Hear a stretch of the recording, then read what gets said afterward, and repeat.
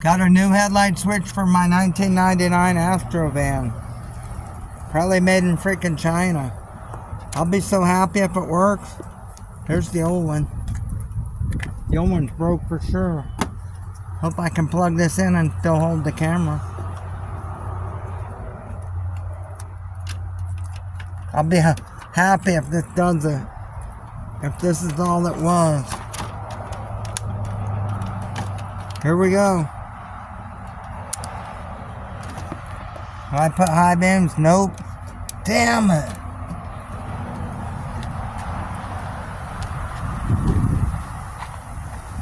Damn it.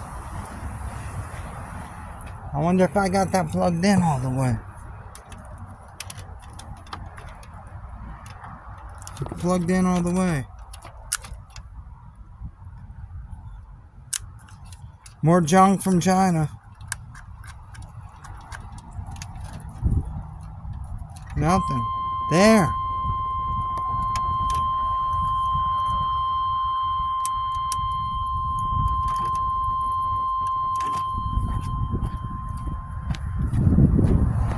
Nothing.